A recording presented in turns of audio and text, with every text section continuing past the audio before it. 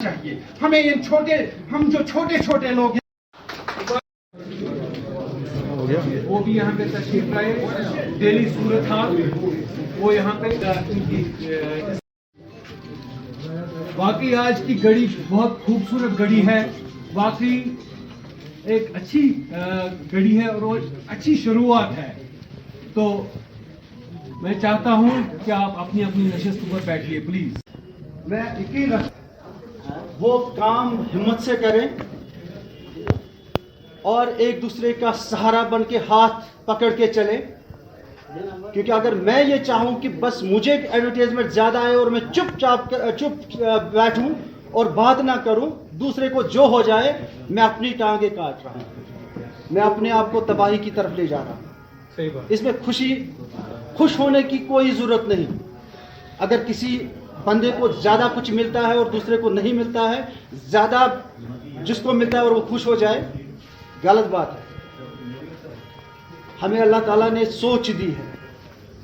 हम जब कलम उठाते हैं या बोलते हैं इलेक्ट्रॉनिक मीडिया से, अगर कोई जुड़ा है, अगर वो बोलता है, और अगर कोई प्रिंट मीडिया से और वो लिखता है, तो इसका मतलब आप लोगों से डिफरेंट है, कुछ लोगों से अलग है। सब बोल क्यों नहीं पाते हैं, सब लिख क्यों नहीं पाते हैं? अल्लाह ताला ने आप में ये हिम्मत दी है, ये नेमत बख्शी है, तो इसका इस्तेमाल करिए।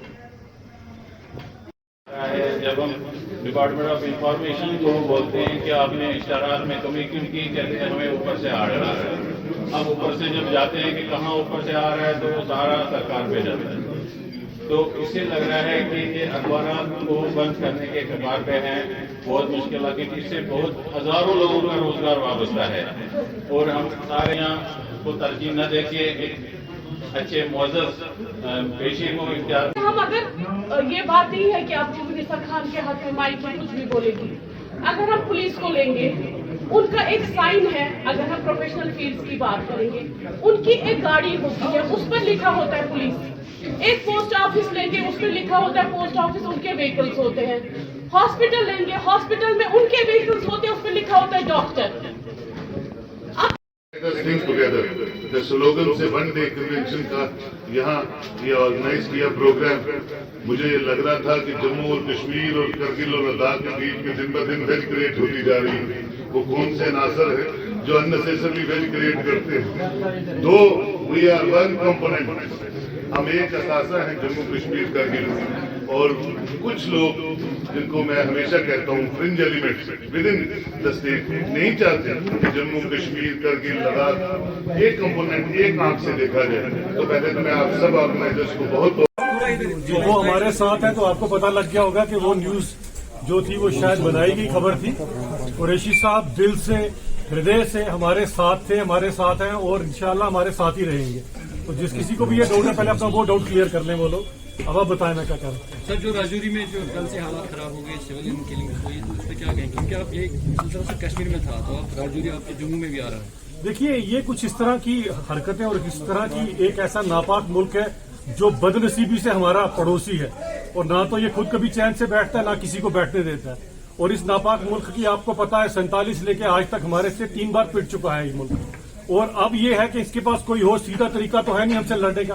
तो इस तरह की जो हरकतें कर मासूमों का रक्तपात करते हैं, खैर इसका इलाज तो बहुत जल्दी किया जाएगा। लेकिन बड़ा दुख है जिन लोगों ने भी इसके चलते हुए अपनी जान गंवाई है, उन सब के परिवार के साथ पूरा हिंदुस्तान, आप सब लोग, पूरे मीडिया वाले सब उनके साथ आज खड़े हैं।